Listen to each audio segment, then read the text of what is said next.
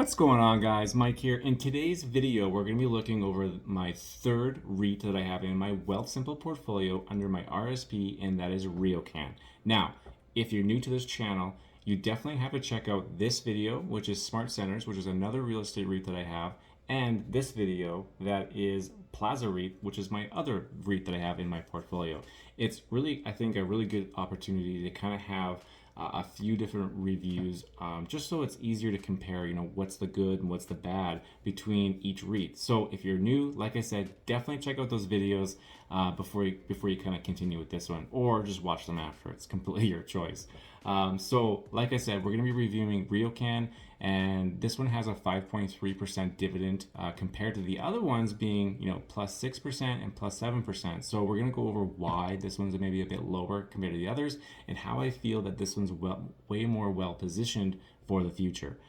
So without further ado, let's just get right to it. So on the Google page, like I always start on every video, I just kind of want to show your 5-year trend, and that is showing otherly we had a significant decline in 2020, which is kind of expected. It never did kind of recover as fast as other other REITs.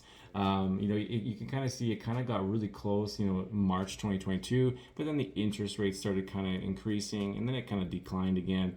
And, we're in and around whether or not it's going to be increasing or decreasing here in the future with how, the markets are kind of going. It's really, a magic 8-ball situation. But, if you're a long-term investor, you obviously want capital growth, but the main thing you're looking for is the 5.3% annual dividend. Now, of course, once you do decide to sell in the future, you do want obviously the capital to be higher than what you originally paid. I think long-term, that's not going to be a problem. But for right now, I definitely expect volatility in the real estate industry if you're looking to be a new investor into this today. So let's get into the dividends here, and you can see that RioCan's been paying about 23 years of consecutive dividends, which is obviously a big deal in my books. Being consecutive is very important, right? We don't want to spotty, miss one here, miss one there. So 23 years, very good number. What you can see, though, is that they have significantly lowered their dividends. And again, this is kind of what's contributing to the 5.3% versus the 6 or 7% in the other two REITs I have in my portfolio. So obviously, with the 2020 era of the time, it kind of makes sense as to why they lowered it, but they never did really bring it back up. You can see they were paying 12 cents, went down to 8, and then they increased it back to 9 recently. So once we get into the financials, I think it'll make a little bit more sense for you guys, but I do look at this as a good thing. So like I said, I'll share that more at the end of this video once we kind of get to the financials. But like I said, they are a consistent payer. They haven't missed one for 23 years for a rental payment or a dividend payment. But yeah, let's just table that one for a little bit here. Anyways, getting into it, just kind of at a glance, so you can kind of see how they're located or situated in Canada. They're in Vancouver, Edmonton, Calgary, Montreal, Ottawa, and Toronto. So Toronto being their biggest market share, being at 55.4%, they kind of hold a lot of prime real estate in the downtown area of Toronto, which makes them kind of, the big wig of REITs within Canada. So definitely something to be considering if you're looking at investing into REITs. Now, the downfall is obviously with this current time, Toronto is getting hit the hardest in real estate value. So the value of this REIT has been kind of declining because the properties of their overall value have been declining. So just something to kind of take note of, but I don't think it's anything to be concerned of long term. So kind of just going into it a little bit further, just to kind of look at their tenant mix, you can kind of see that they are fairly well diversified, being 20% being grocery, pharmacy, and liquor, 15% of special retailers, home and furniture, essential personal services, value retailers, so on and so forth. So very diversified, and I'm going to show you here, I think it's in this one here. Yeah, I'm just going to drag this one over. You can kind of see their different tenants that they have. Canadian Tire, Cineplex, Shopper Drugs Mart, Walmart, Dollarama, TD Bank, PetSmart. And the biggest thing I want to point out here is the percentage that they have. You can see they're very well diversified, and not one tenant really could bring this REIT down. There's some REITs that you'll look into that they'll have like 50% from like one REIT, or sorry, from one tenant. And it's like, to me as an investor, it's like, well, if that tenant ever decided to leave, that's pretty significant, right?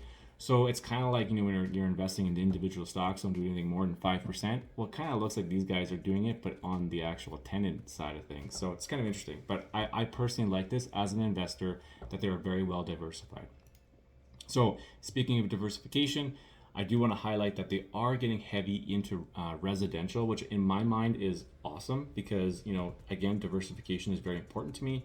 So you have your retail side, your office side, and then you're also getting into the residential, and 50% being residential rental, and then 30% being townhouses.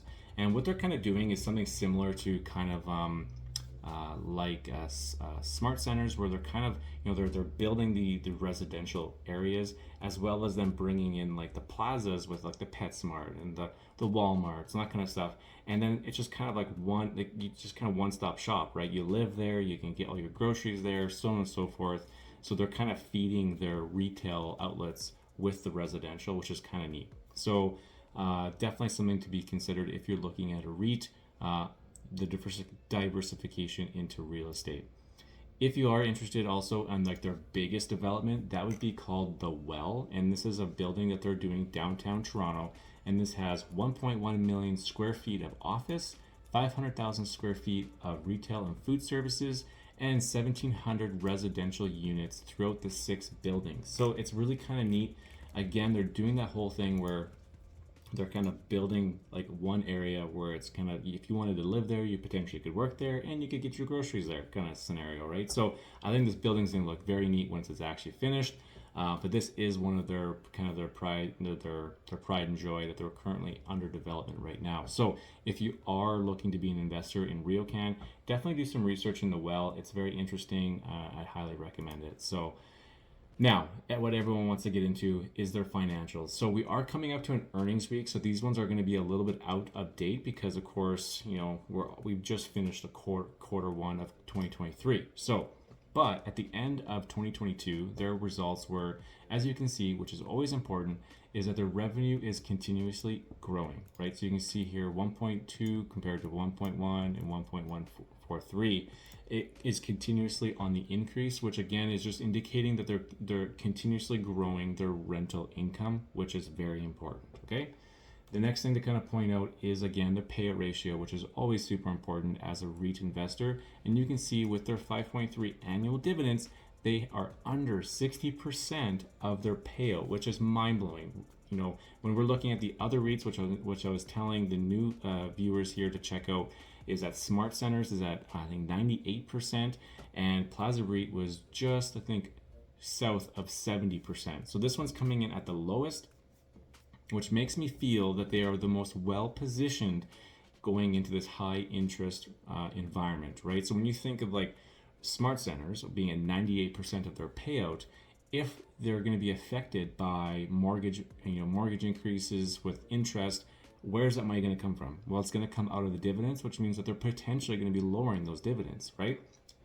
Well, RioCan already did that. They lowered it in 2020, and it's almost like they kind of anticipated that this was going to be a problem, because we were at 0.25 overnight rate, and now we're at 4.5. Well, guess what happened? Now people are paying more in interest. These guys are positioned for it. So I just kind of want to point that out right now. The one negative here is that they do have kind of the lowest interest average, right, on their mortgages, being at 3.4%, whereas Plaza REIT and Smart Centers were, I think they were, if I remember correctly, like north of 4%. So these guys being on the lower end, if they do have anything maturing, they will suffer probably the most, but they do have the capital to counter it, right? So that's just kind of something to be aware of. So yeah, anyways, this was RioCan.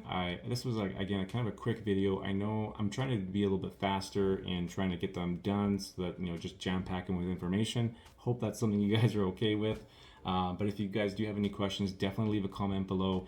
If you want to see the future content of this channel, because I will be doing kind of reviews on their earnings reports when they come out, just such as Plaza REIT will be having their earnings here on May 4th. So again, if you're interested in that future content, definitely smash that subscribe button. and definitely hit the like button if you like this. It definitely helps out the channel and spreads the love. But yeah, anyways, I hope you guys enjoyed it, and we'll see you guys next time.